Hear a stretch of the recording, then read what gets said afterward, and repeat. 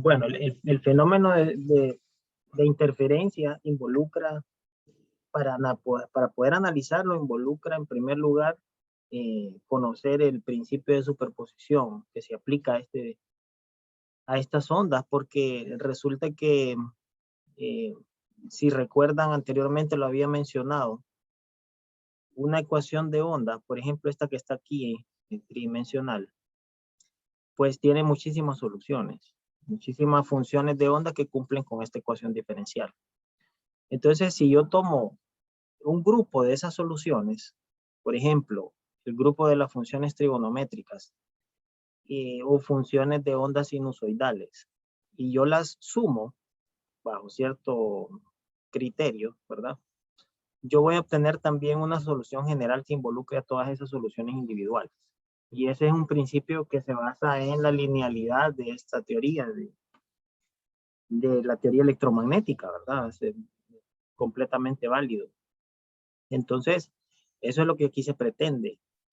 Considerar que por el mismo medio están viajando un número n de ondas que se van a encontrar, se van a superponer y van a generar una onda resultante, que va a ser la sumatoria algebraica de todas estas ondas, ¿verdad? Individuales. De eso se trata. No sé si, creo que al inicio no pudieron ver la pantalla, pero ahora sí la miran. Si alguien me confirma si pueden ver la pantalla, muchachos, que me apareció un mensaje ahí. Sí, sí se mira. Ah, perfecto, gracias, David. Ok. Entonces, había mencionado algunas ideas aquí. Sobre todo, vamos a ver aquí, vamos a mencionar que para el caso que interesa el medio no debe presentar características no lineales, ¿verdad? Esto que está acá.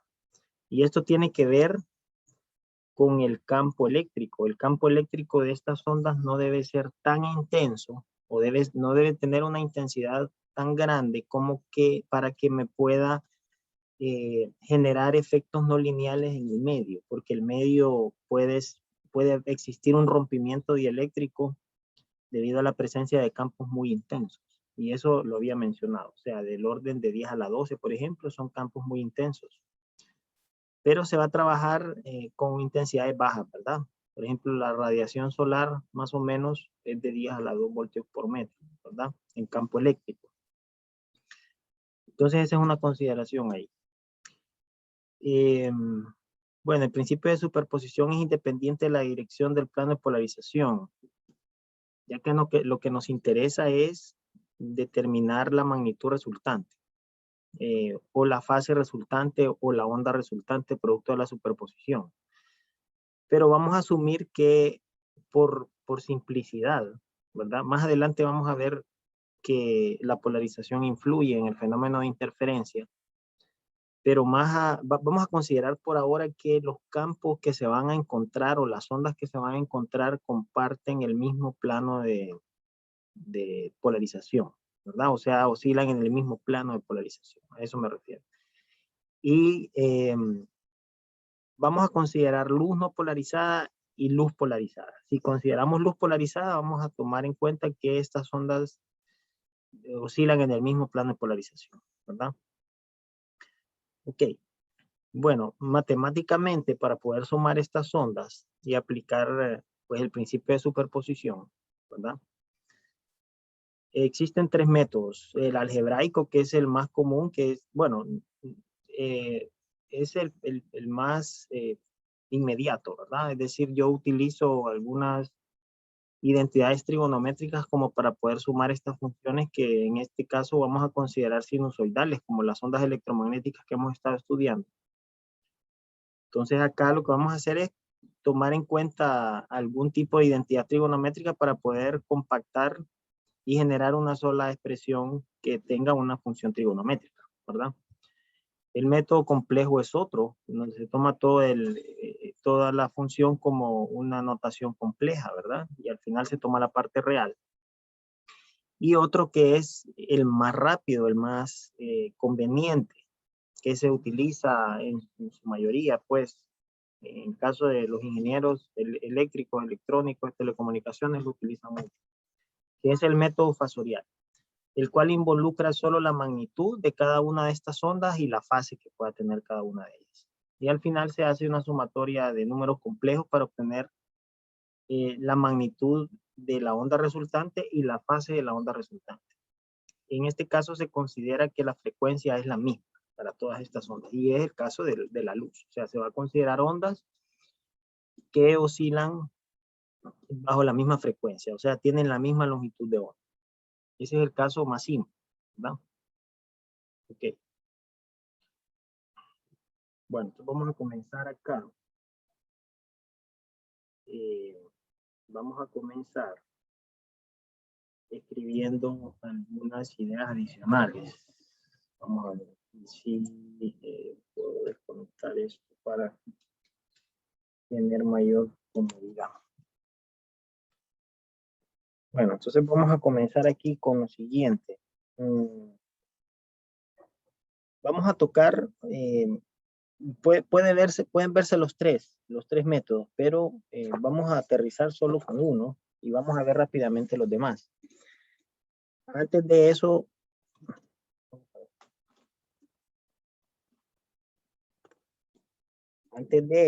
yo necesito que ustedes estén en contexto con esto, o sea, qué es lo que se va a hacer para poder sumar estas ondas, o sea, experimentalmente hablando, ¿verdad? Imaginen que yo tengo un cristal, una placa, ¿verdad? Que es un vidrio de algún material específico que tiene propiedades de reflectancia y refractancia y transmitancia determinados. A eso generalmente se le llama, a esto, se le llama un divisor de haz. En inglés es beam splitter, ¿verdad? Y esto se pueden encontrar ahí en la página del fabricante. Ahí venden todo tipo de divisores de haz para diferentes aplicaciones, ¿verdad? Y bajo ciertos principios también, porque pueden haber principios de polarización, principios de reflexión y transmisión y efectos relacionados con algo que se llama dicroí, ¿verdad?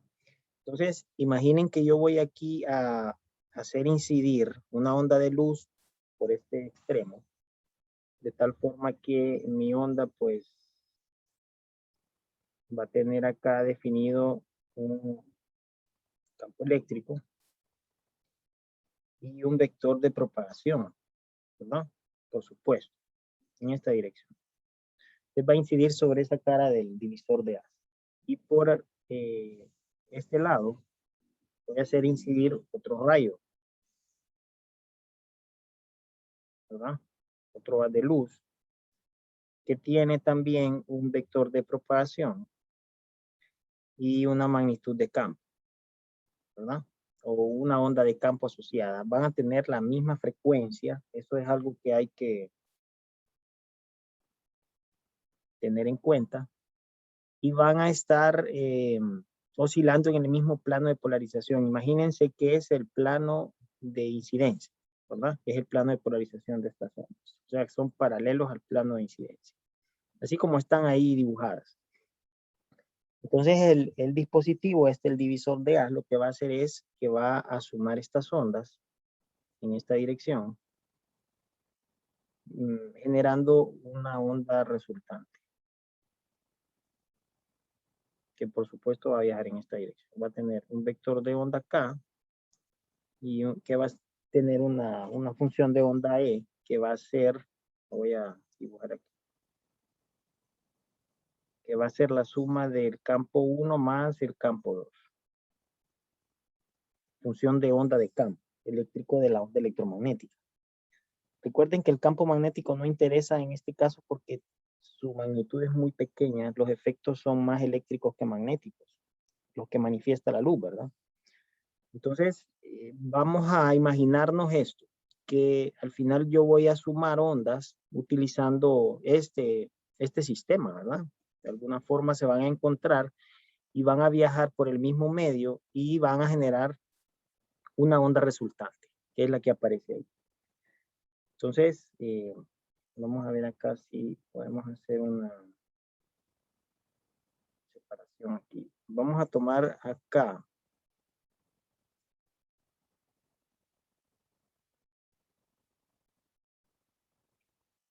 Vamos a considerar aquí, voy a tratar de escribir en color negro.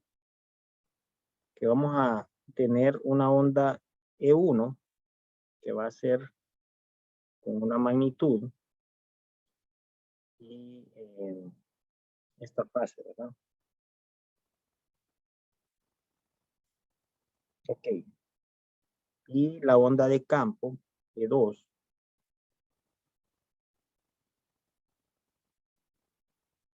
vamos a ver acá. R2 menos omega T más phi 2. Entonces al final lo que se va a hacer aquí es sumar E1 más E2. Entonces hay algo que notar aquí que es el número de ondas se mantiene constante. ¿Por qué? Porque tenemos la misma frecuencia y el mismo medio.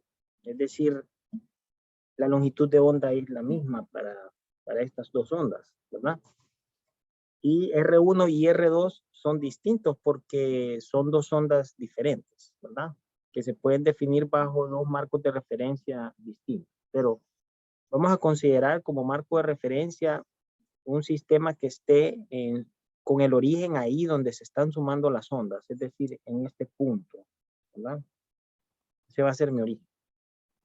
Entonces R1 y R2 están descritos bajo el mismo marco de referencia. Cuando yo los sumo, por supuesto, a eso me refiero.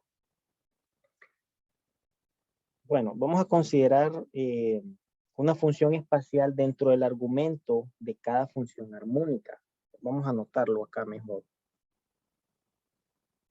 Pero lo voy a, para trabajar un poquito más ordenado, porque yo siento que a veces no se mantiene un poco el orden aquí. Vamos a ver. Ok, considerando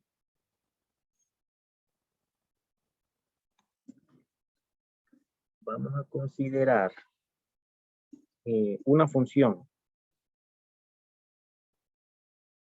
espacial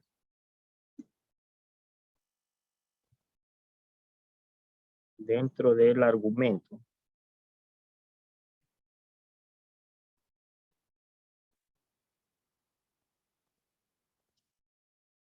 de cada función armónica. Ok, me refiero a esto, a sustituir por alfa 1, KR1 para la onda 1, ¿verdad? Y phi 1. Y alfa 2, KR2 más phi 2. De forma tal que las expresiones quedarían campo 1, en sub 0,1, coseno de alfa 1 menos omega t. Y E2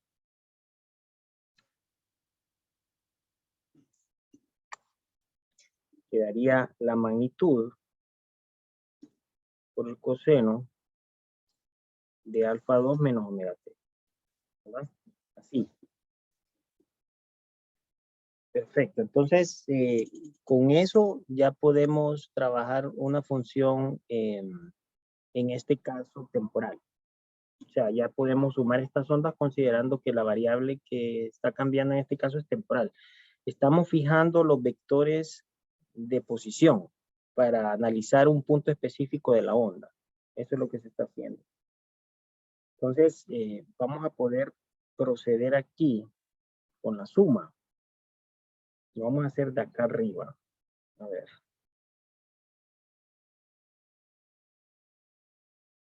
Ok.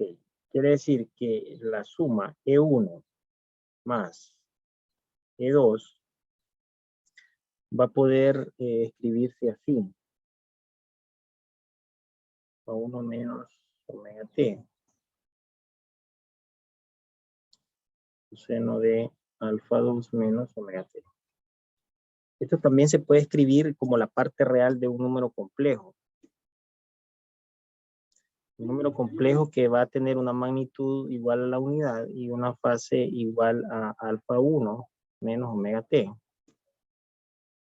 más la magnitud de la segunda onda por la parte real de este número complejo. Alfa 2 menos omega t. Ok. Bueno, ahora vamos a extraer de la fase ese término alfa 1 y alfa 2 porque la frecuencia es la misma. Entonces, vamos a considerar aquí lo siguiente. Es decir, I alfa 1 menos I omega t, ¿verdad? La parte real. Y alfa 2 menos I omega t. Ok. Entonces, tenemos el producto de dos números complejos, acá, en este caso, de la misma magnitud igual a la unidad. Ahora vamos a sacar en factor común, que en este caso lo voy a hacer así. Voy a considerar la parte real de qué número, del producto de estos dos números. Del primero que es este, la I alfa 1, más E sub 0,2 y alfa 2 por E a la menos I omega t. ¿Verdad? Entonces, eso se puede hacer, ¿por qué? Porque hay una propiedad que dice que la parte real de Z1 más Z2 es igual a la parte real de Z1 más la parte real de Z2. ¿Verdad? Entonces, eso es posible hacerlo así. Entonces, ahora vemos que aquí hay un número complejo.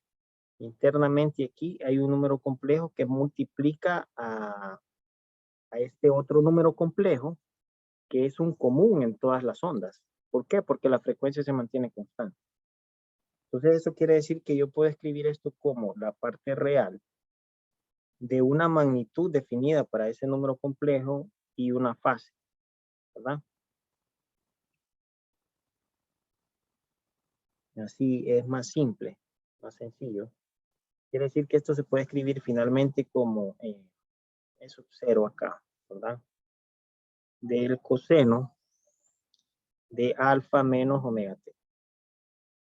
Entonces, ¿el trabajo en qué consistiría? En este caso, si se tiene la misma frecuencia, solo es en determinar la magnitud y la fase de la onda resultante. Porque al final eso resulta en una sola función, ¿verdad?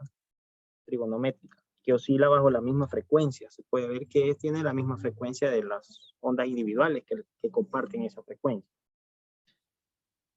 Ok, entonces vamos a anotar acá lo siguiente. Vamos a ver aquí si lo podemos hacer acá. Ok, es posible, bajo esa última expresión que vimos,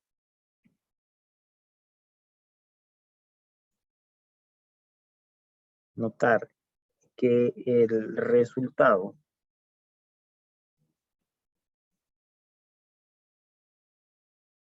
de la suma del campo 1 y el campo 2 puede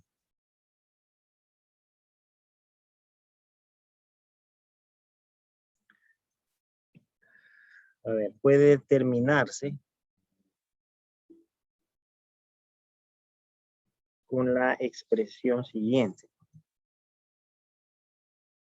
Bueno, con simplemente la suma de esos dos números complejos para que resulte en este de aquí, ¿verdad? Es decir, lo que yo necesito es determinar la magnitud y la fase para la onda resultante, como la suma de magnitud y fase de una de las ondas, de cada una de las ondas, ¿verdad? Así. Entonces esto se puede escribir en forma polar, en otra notación, ¿verdad? Así, 1 más 0,2. Esto se puede hacer en una calculadora programable fácilmente. Entonces, imaginen que yo tengo acá un marco de referencia para poder describir estos números en plano complejo, ¿verdad? Entonces aquí tengo la parte imaginaria y la parte real. Esto es X y esto en general se representa como Y, ¿verdad? Para utilizar el marco de referencia en coordenadas cartesianas también. Entonces si yo tengo aquí uno de los números complejos para la primera onda y el otro, es decir, tengo, voy a definirlo a través de algo que voy a llamar fasor. Es decir, esto va a ser un fasor de la onda 1 más un fasor de la onda 2. Por eso le voy a poner ese símbolo arriba, ¿verdad? Para poder establecer que esto se define como un fasor. Y esto va a dar un fasor para la onda resultante, ¿verdad? Entonces eso es lo que estoy dibujando yo aquí. E1 fasor y E2 fasor. Entonces la suma de esos dos números resulta más o menos por acá, ¿verdad? En el fasor resultante, en este caso. Pues aquí se define lo siguiente, se define alfa 1, ¿verdad? Voy a bajar un poquito esto aquí, 1, fasor. Aquí se define alfa 2 y acá se define un ángulo resultante o sea, una fase resultante para el fasor de la onda resultante, ¿verdad? Que en este caso sería alfa. Y la magnitud. Esa magnitud estaría dada por lo sub cero, ¿verdad? De cada uno. Es decir, la distancia que hay del origen hasta el punto que está aquí al final, simplemente va a ser E sub cero. Es la magnitud de ese fasor, de ese número complejo, ¿verdad? Ok. Entonces hay algo que se puede hacer acá. Lástima que voy a tratar de hacerlo aquí a la par para no confundir. Entonces, a ver, vamos a considerar el diagrama.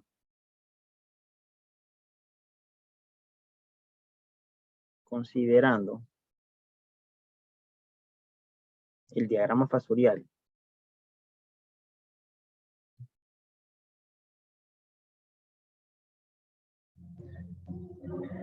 Es posible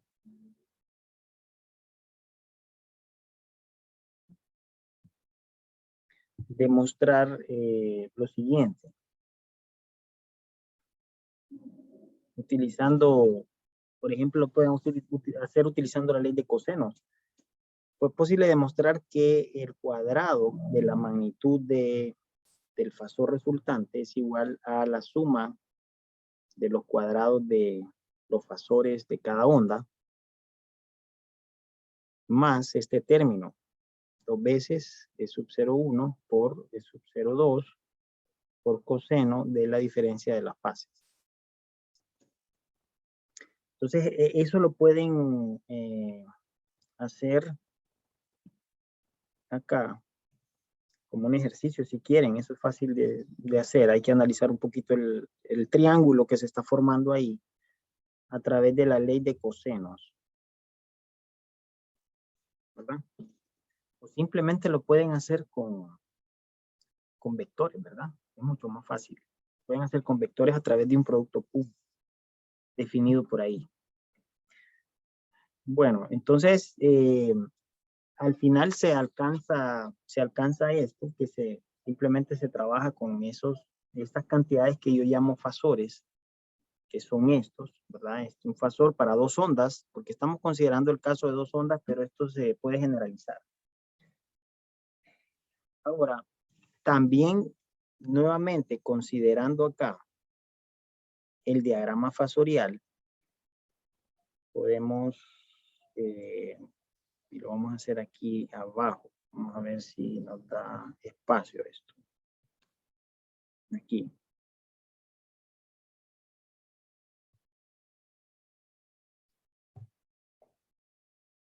considerando nuevamente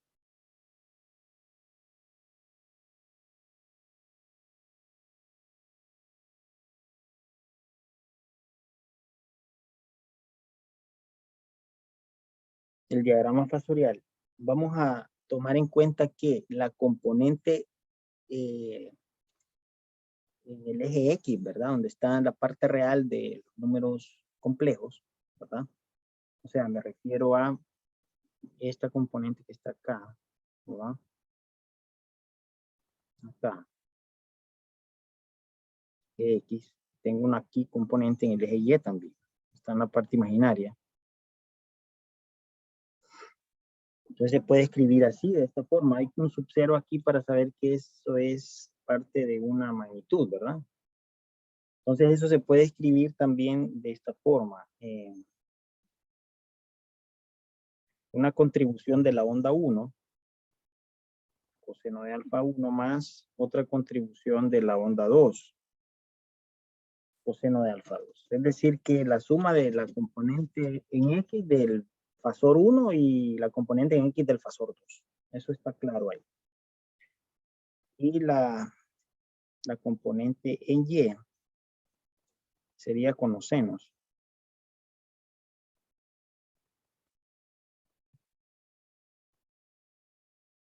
O sea, eso es inmediato, eso se sabe ahí, ¿verdad? Y el ángulo alfa del fasor resultante se puede determinar a través de esas mismas componentes, como la tangente inversa del lado opuesto.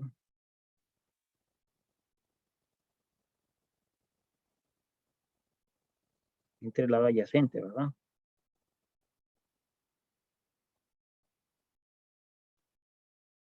Coseno de alfa 2.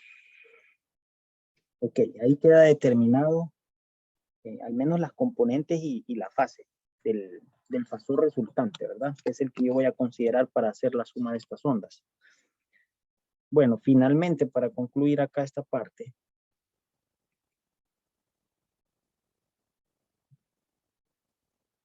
entonces tenemos que la onda resultante puede escribirse de esta forma. En X, perdón. Aquí sería en X al cuadrado más y al cuadrado. Esa es la magnitud, ¿verdad? Por la parte real de la fase.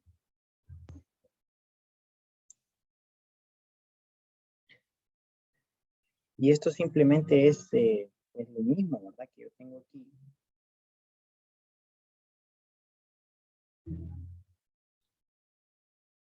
El coseno de alfa menos omega t. Entonces, si yo analizo nada más esta expresión que está aquí a lo interno, ¿verdad? O el cuadrado de la magnitud, ¿verdad? De esta onda. Entonces yo lo puedo escribir así.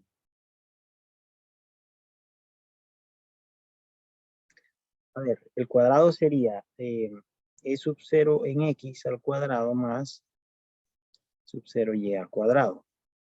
Y a través de la representación que yo tengo aquí arriba, esto se puede escribir como E sub 0,1 coseno de alfa 1 más E sub 0,2 coseno de alfa 2 al cuadrado más la componente en Y, ¿verdad?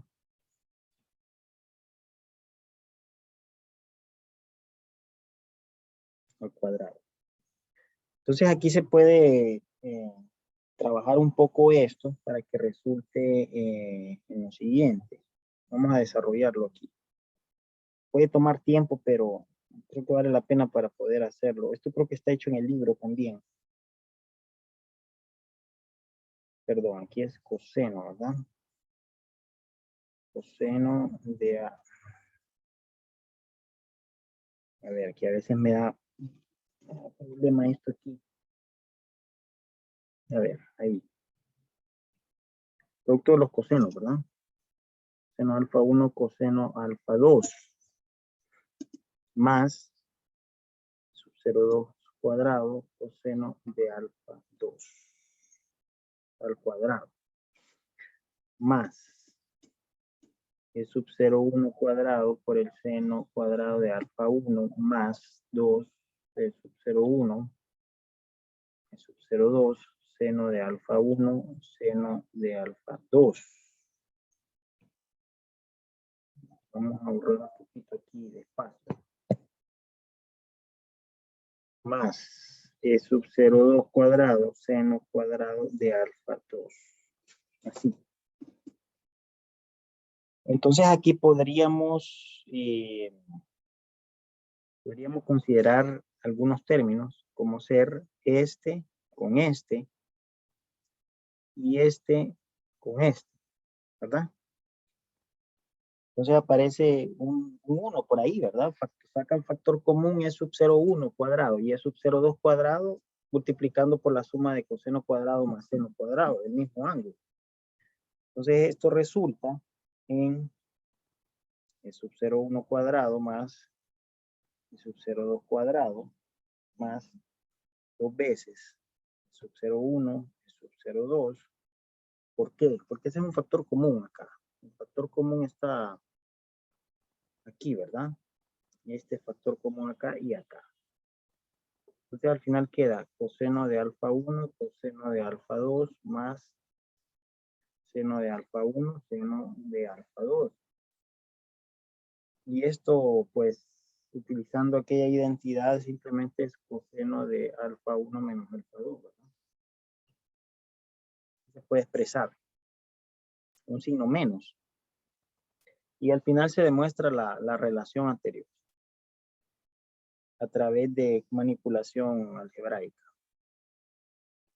2 E sub 0,1 E sub 0,2, perdón, sub 0, por el coseno de alfa 1 menos alfa 2. Bueno, entonces ahí está claro. Y eso sería el resultado final aquí para el cuadrado de la amplitud de la onda de campo resultante. Entonces, podemos aquí también generalizar un poco. Lo vamos a hacer siempre aquí a la par. Vamos a ver si vamos separando aquí algunas cosas porque no quiero que se confundan.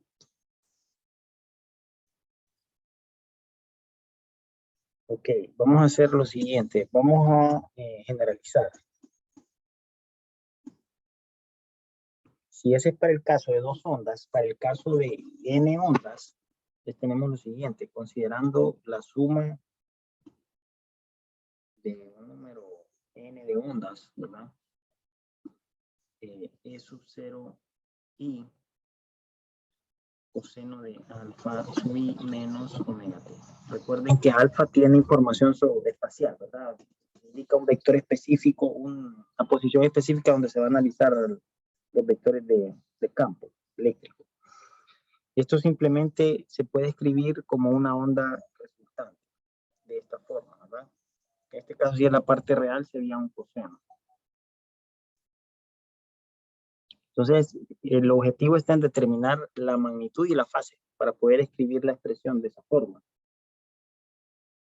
Entonces, aquí, ¿dónde?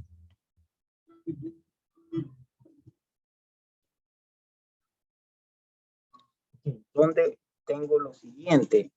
E sub 0,1, perdón, E sub 0 de la magnitud del campo resultante al cuadrado puede escribirse como la sumatoria de E y coseno de alfa sub i al cuadrado, que son las componentes, ¿verdad?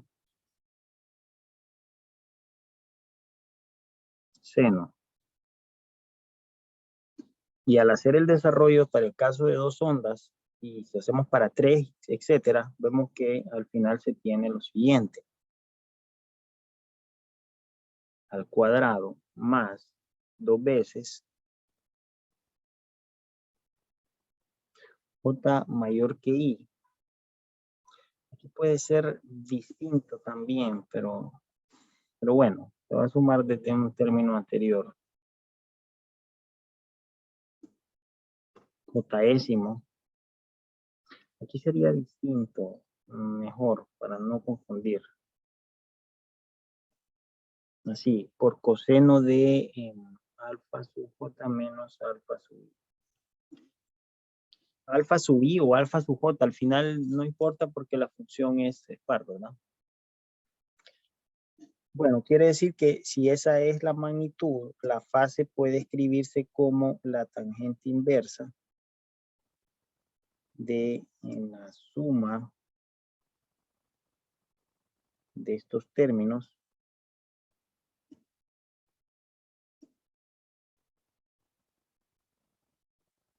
entre estos, ¿verdad?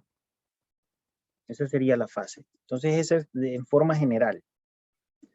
Es posible verificar que si una de estas ondas o una de las ondas que está aquí en este tren de ondas que se suman, presenta una amplitud considerablemente alta en comparación con las demás ondas. Es decir, imaginen ustedes que la enésima onda tiene una amplitud mucho mayor que todas las demás, ¿verdad? La onda resultante estaría casi en fase con esta onda dominante y esto se puede demostrar, es decir, lo vamos a anotar por acá. Vamos a escribirlo mejor para que tengan la idea un poco más clara. Es posible verificar que si una determinada onda que contribuye a la onda resultante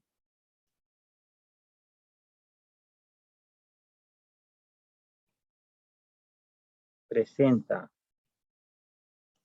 una amplitud considerablemente alta en comparación con las demás, ¿verdad?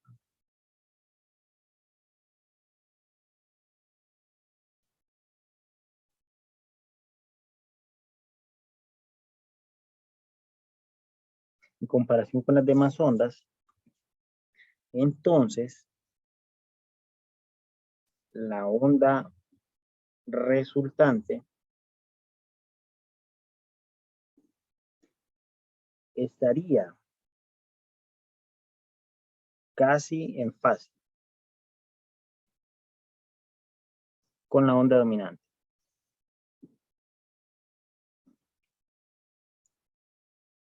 Y se le llama onda dominante a aquella que tiene la amplitud que es considerablemente alta.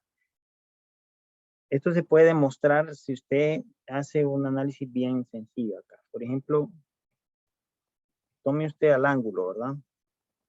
El ángulo de fase de la onda resultante. Y lo que va a hacer acá es considerar la fase de la onda dominante.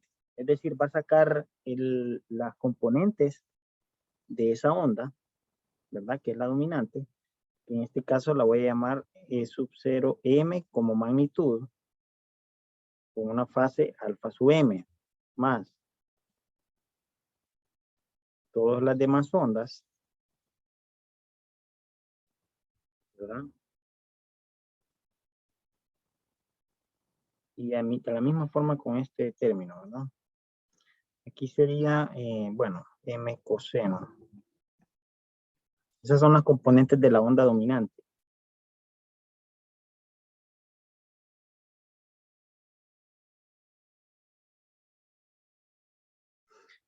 Y esto lo va a poder usted dividir, lo puede dividir esto entre E sub 0, la magnitud de la onda dominante, lo puede dividir arriba y abajo, ¿verdad? Para poder eliminar esto, ¿no? Y acá escribir una razón. La razón sería E sub 0 I entre E sub 0 M.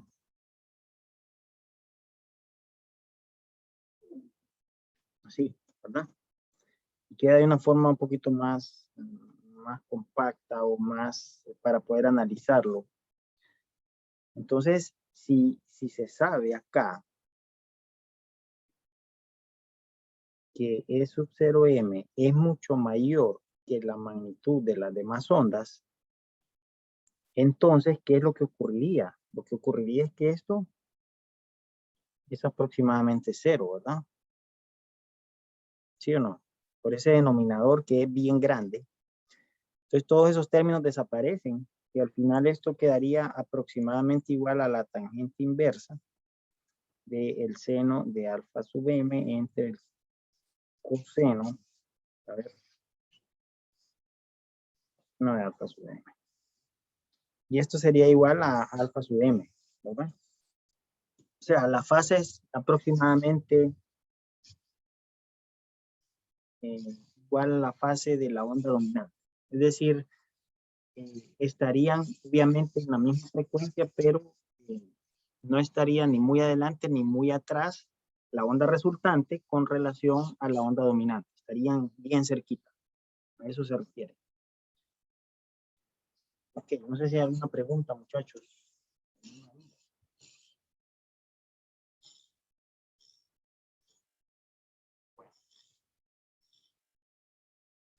Sí, creo que se entiende, no le veo tan complejo esto. Simplemente sumar ondas utilizando una representación. Y lo que vamos a hacer aquí es un ejemplo. Entonces vamos a determinar lo siguiente. Vamos a determinar. Solo quiero determinar el resultado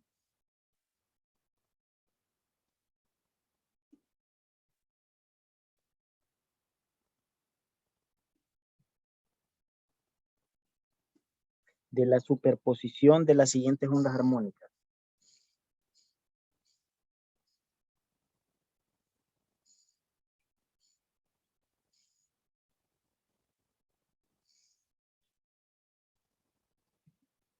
Okay, ¿cuáles son las ondas? Son ondas de campo.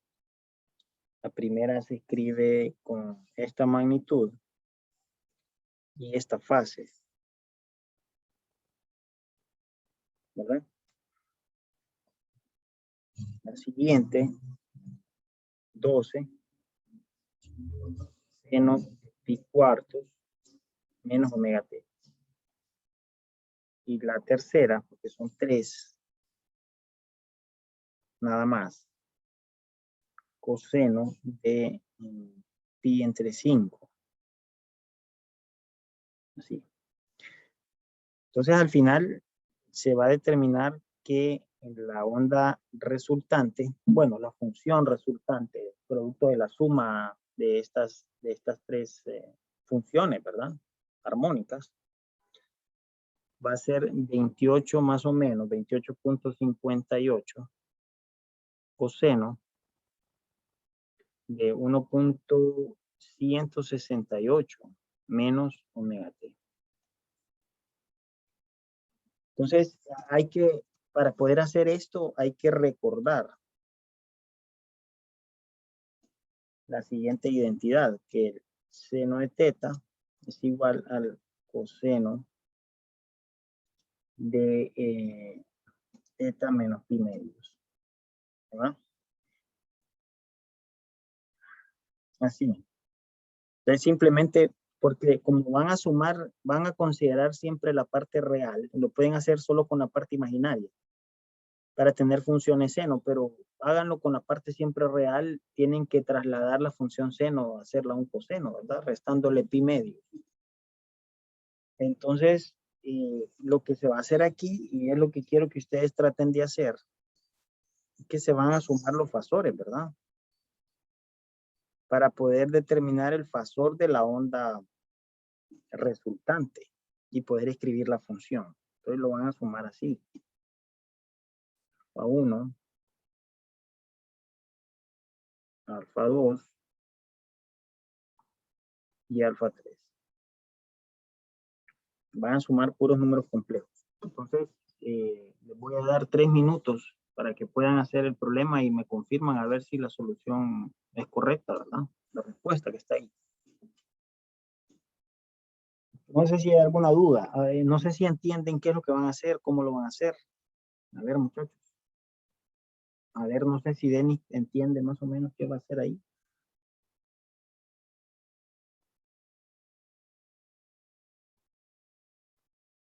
Hola, Denis. ¿Aló? No sé si me escuchan. ¿O David? ¿Abner? Sí, licenciado. Ok, entonces traten de hacer el problema, a ver. Vamos.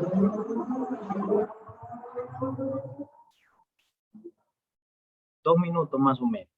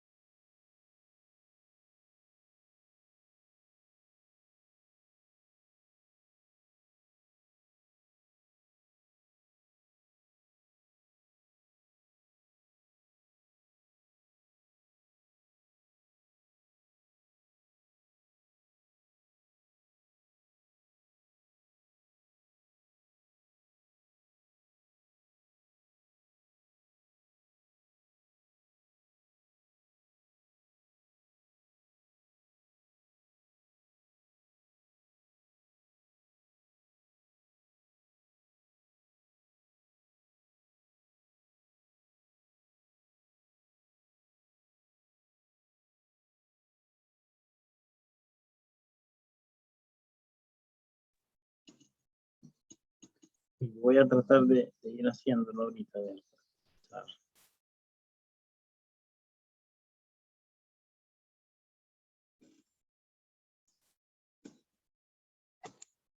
Vamos a ver.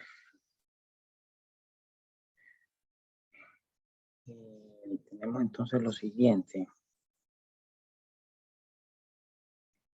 Tenemos, hay que escribir los fasores, en este caso. El fasor de 1 es la magnitud y la fase. En este caso es y tercios, ¿verdad? Simplemente magnitud y fase. Ya está en coseno, entonces no hay ningún problema. Para la siguiente,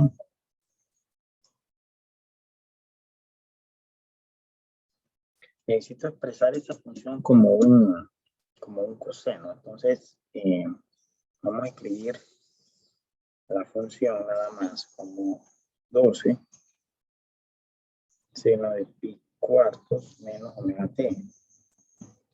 Si utilizo la identidad que está acá, entonces lo que voy a tener es un 12.0 por coseno de 3 pi cuartos. ¿Verdad? Así. Eso quiere decir que el fasor es la magnitud, que es 12, y la fase, que es 3 pi cuartos. ¿Verdad? Ya tengo 2. Y el tercero, 20 por la fase. Entonces, el fasor resultante, que es sub 0. Aquí son sub 0 todos, pero bueno, a ver, no está bien así. Sería aquí solo el fasor. E1 más E2 y E3. Ok, 7 con la fase 3. 12, 3 pi cuartos y 20 quintos. Entonces lo vamos a hacer en forma de componentes, es decir, 7 coseno de pi tercios, componente sería la parte real, ¿verdad? Del primero, más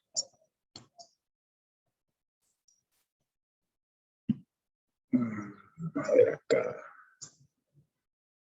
12, la parte real del segundo, 3 pi cuartos, y la del tercero. Esa es la parte real, ¿no? Y la parte imaginaria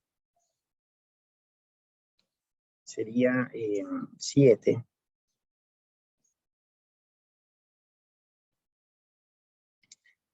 12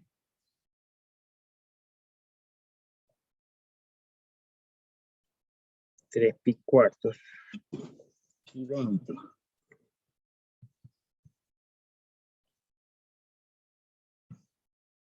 pi quintos. Bueno, entonces las componentes que yo tengo acá, no están mal. Me confirman si estoy cometiendo algún error. 11.195 y 26.30. ¿Verdad? No sé si alguien tiene los mismos resultados. Esto le da una magnitud de 28.58 y una fase 1.168. A ver, ¿quién no hizo el ejercicio, muchachos? Yo estoy calculando todavía. Yo también, pero la parte real me da lo mismo. Ah, ok, 11.195, perfecto. Está bien, ahora aquí podemos finalizar escribiendo pues la respuesta, ¿verdad? Por supuesto. E1 más E2 más E3. Esas tres funciones al sumarlas va a ser 28.58 como magnitud, pero el coseno de la fase que es 1.168 menos omega t. Es una forma bien sencilla de poder sumar funciones armónicas en el tiempo que tengan la misma frecuencia. Recuerden que aquí la fase es un escalar, es un valor en radianes, y puede ser en grados también, pero es en radianes, que para el caso de la onda es en donde yo estoy identificando una pareja de vectores o una posición determinada a lo largo del eje de propagación. O sea, ya están definidos los vectores R, ¿verdad? Y ahí también está implícito, está contenida la longitud de onda, el índice de refracción, o sea, información del medio y de la onda. Entonces, la fase simplemente es un número que se manipula. Así. Lo importante es que utilicen este método para sumar este tipo de funciones. Incluso ahí en el libro se hace, ¿verdad? No sé si yo aquí, sí, acá. Aquí, por ejemplo, en el Pedrotti, en capítulo 5, aparece el 2, que dice, muestre en un diagrama fasorial las siguientes dos funciones armónicas. Entonces lo que van a hacer es identificar la magnitud y la fase y dibujar esos vectores. Determinen la expresión matemática para la onda resultante, ¿verdad? Lo van a hacer utilizando fasores, así como lo acabamos de hacer. Y la van a escribir. En el caso del tercero, determinen la resultante de la superposición de las dos ondas armónicas de la forma. O sea, tienen la misma forma, pero diferente amplitud y diferentes fases. O sea, imagínense que tengo dos, pero están dando la forma nada más. Y ambas tienen un periodo de 1 segundo, pero eso igual no importa. Las dos, en el 4, dos ondas que viajan juntas a lo largo de la misma línea, ¿verdad? Tienen las siguientes funciones. Determine la onda resultante. Es lo mismo exactamente, ¿verdad? Tienen la fase y tienen la magnitud. Y en el quinto, grafique y escriba la ecuación de la superposición de las siguientes ondas armónicas. O sea, ahí en este libro también hay algunos problemas que pueden ustedes resolver en relación a este tema, ¿verdad? No sé si hay alguna duda, alguna pregunta, alguna inquietud. Okay. Sí llegaron a los resultados, porque muchos que estaban ahí calculando, creo que era David y Denny o Abner, no me acuerdo. Sí, quedan iguales. Solo Oye, que, que tengo una pregunta, ¿por qué le queda negativo ahí en la parte imaginaria? No sé, tal vez algún número aquí me da el negativo, algún seno. ¿A usted le da positivo? Sí, Okay. pero es que si me queda negativo así como está, la fase no debería quedar más bien negativa. Es que, bueno, yo lo hice en una Texas, entonces me tiraban la fase negativa. Aquí hay algo en lo que hay que tener cuidado. Y es que yo le puedo dar vuelta a esta función también. Y usted puede leer en sentido horario o antihorario el mismo ángulo. Ajá. Entonces, no sé, me parece que por ahí, creo que yo lo hice considerando que esta función es el coseno de omega t menos 3 pi cuartos.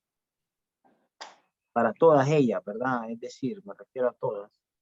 Y aparece un signo menos ahí. Entonces, ese signo menos ya hay, como estas funciones son impares, ya aparece ahí Ajá. menos. Ah, sí, entonces ahí sí le quedaría negativo. Sí, pero eso está como que estuviera en el segundo cuadrante, pero la fase se lee desde el eje horizontal, entonces es casi lo mismo. Réstele 180, nada más. Bueno, es lo mismo, son respuestas válidas. Ok, entonces ahora para unos 10 minutos más, para finalizar esta parte, vamos a hacer lo siguiente. Considerando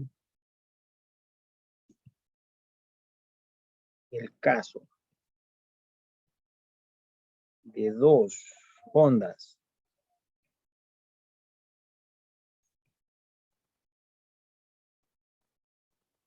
que se combinan, suman o simplemente interfieren o se interfieren, ¿verdad? Se combinan, suman o se interfieren.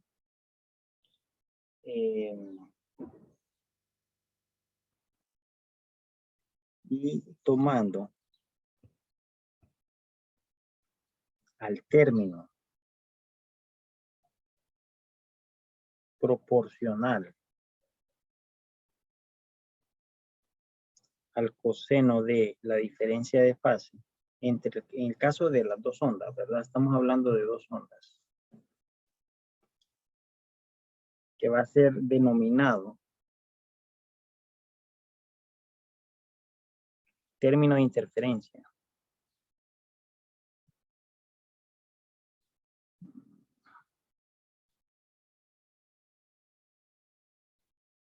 O sea, recuerden que la onda resultante para estas dos ondas simplemente es una cantidad que tiene magnitud, tiene una fase, ¿verdad? Lo vamos a hacer así, omega t. Entonces, la magnitud, que es la que a mí me interesa, porque resulta que para poder verificar experimentalmente la interferencia de ondas, necesito poder detectar algo que me permita ver esa interferencia, y la forma de hacerlo es a través de la intensidad, y la intensidad se rige directamente de la magnitud de los campos. Recuerden que la intensidad es directamente proporcional al cuadrado de la magnitud de campo eléctrico, ¿verdad? Entonces yo tengo que tener particular interés en esa función de esa magnitud, que recuerden era de este tipo. Sub 0,1, sub 0,2, 2 de sub 0,1, sub 0,2, coseno de alfa 1 menos alfa 2. Entonces, ¿a quién le estoy llamando término de interferencia? A este que está acá. ¿Por qué? Porque esa función coseno que aparece aquí, esta función, puede ser más menos 1. O sea, puede estar entre menos 1 y 1, positivo. De forma tal que aquí voy a definir un valor máximo y un valor mínimo para la amplitud. El valor máximo va a ser simplemente esta misma suma con un signo más, ¿verdad?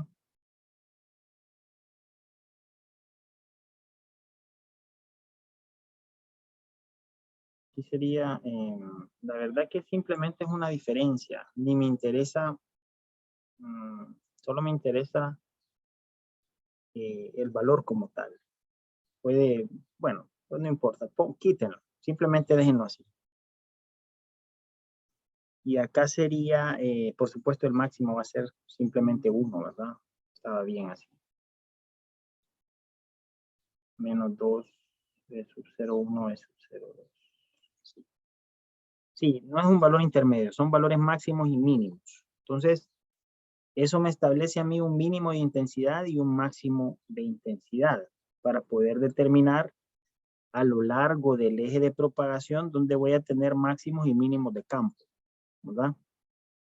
¿Por qué? Porque están definidos por vectores de posición. Entonces, a lo largo de una posición o a lo largo del eje de propagación, en una posición determinada, yo voy a poder identificar un posible máximo o un posible mínimo, un valor intermedio también, ¿verdad? Entonces, vamos a exponer algunos casos especiales. Entonces, el primer caso sería cuando alfa 1 menos alfa 2 es igual a 2nπ, donde n pertenece a los enteros, la amplitud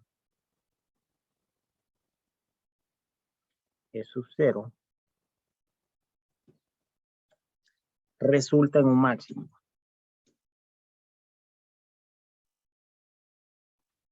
Y eso es evidente, ¿verdad? Es decir, sustituya por un factor n, 2nπ, puede ser 0, puede ser 2π, 4π, etcétera. Eso le va a dar más 1 en la función coseno, ¿verdad? Sí. Entonces, el otro caso sería cuando alfa 1 menos alfa 2 es igual a múltiplo par, ¿verdad? 2n más 1, por ejemplo. Pi, donde, vamos a ver acá. N pertenece a los enteros. Entonces aquí nuevamente la amplitud es sub 0. Resulta en un mínimo, ¿verdad?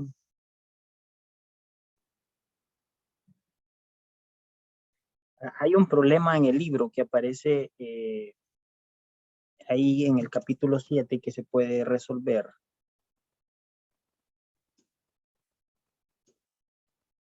Hedge. El 7.3, ¿verdad? Donde aparece descrito esto. Entonces, imaginen ustedes que yo tengo la misma amplitud.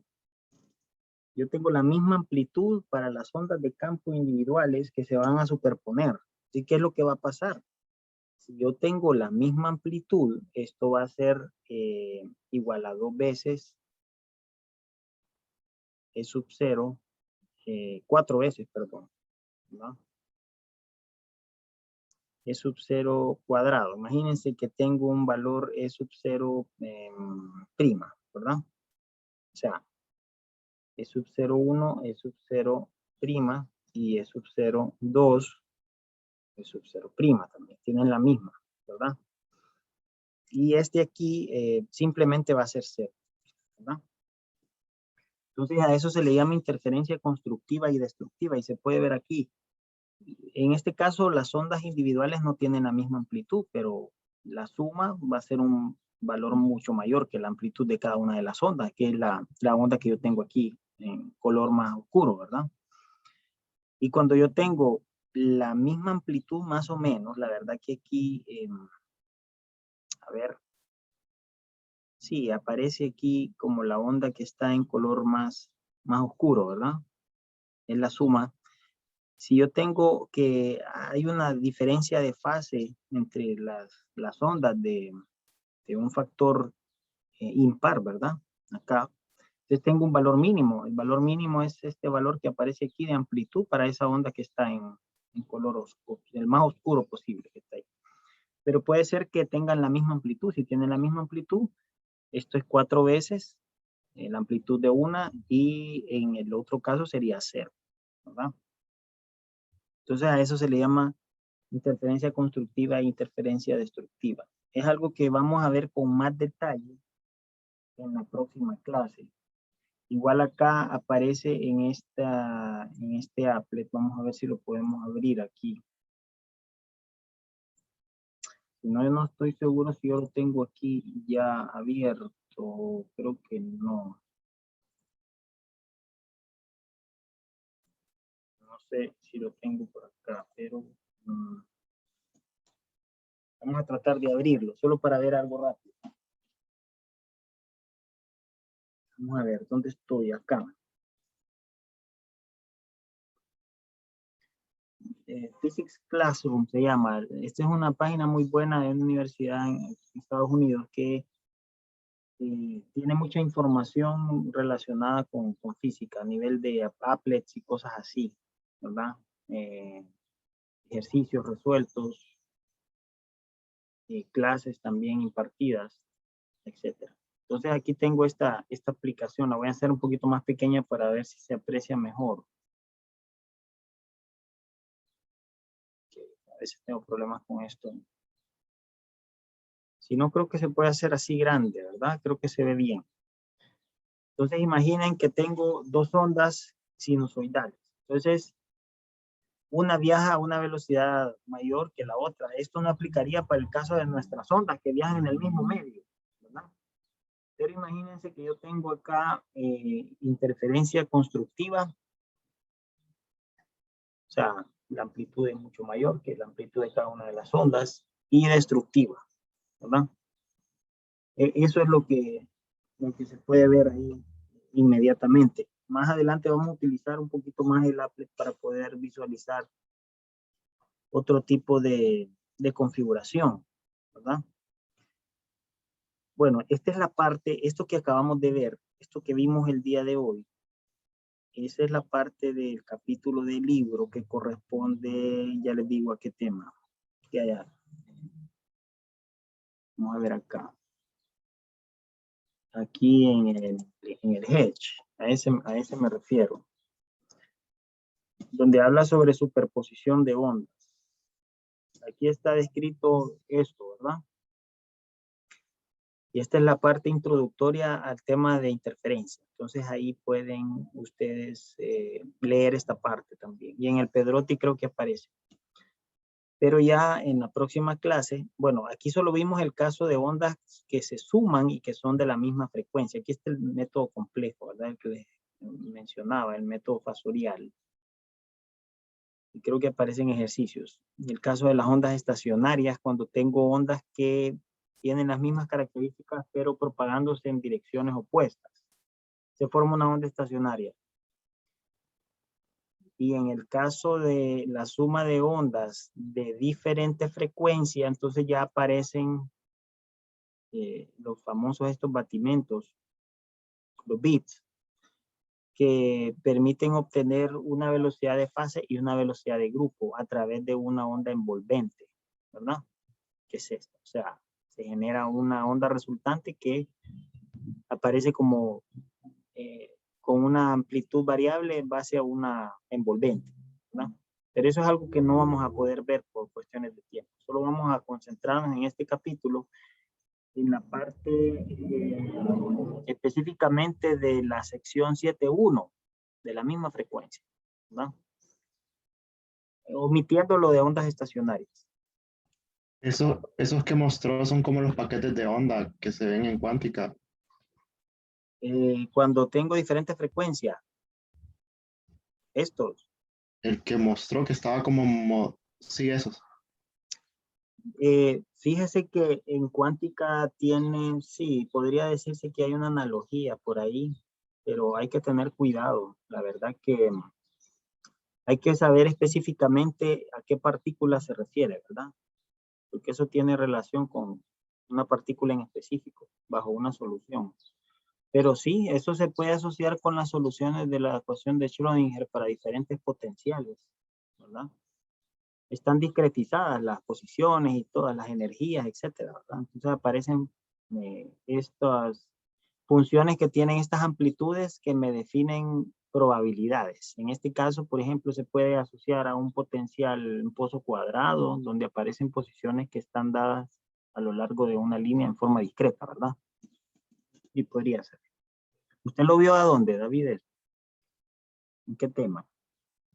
Para la partícula libre que se habla sobre la velocidad de grupo y porque Ah, sí, para la partícula libre también. Habría que ver las funciones, son unas funciones armónicas ahí, ¿verdad? sí, son funciones armónicas. Sí, entonces sí, se puede asociar muy bien, porque es una función de onda la solución de la ecuación de Schrödinger. Bueno, muchachos, entonces creo que aquí podemos cerrar y continuamos con el tema de interferencia el próximo jueves, ¿verdad? En donde ya se va a tratar directamente lo que interesa, que es la intensidad. La intensidad es la que me permite a mí visualizar el patrón de interferencia. Yo necesito estudiar esa función a través del promedio en un periodo para el campo eléctrico al cuadrado, ¿verdad? Y esto lo vamos a desarrollar. Entonces, no sé si hay alguna pregunta, muchachos. Algo adicional. Si no, entonces cerramos. Lo dejamos acá, ¿verdad? Revisen la evaluación 5 para ver cómo van y yo les aviso cuando suba el cuadro actualizado. Saludos a Está bien, todos. licenciado. Cuídense. Gracias, nos vemos. Buenas tardes. Me escriben cualquier cosa. Buenas tardes. Cuídense. Buenas tardes. Buenas tardes, muchachos.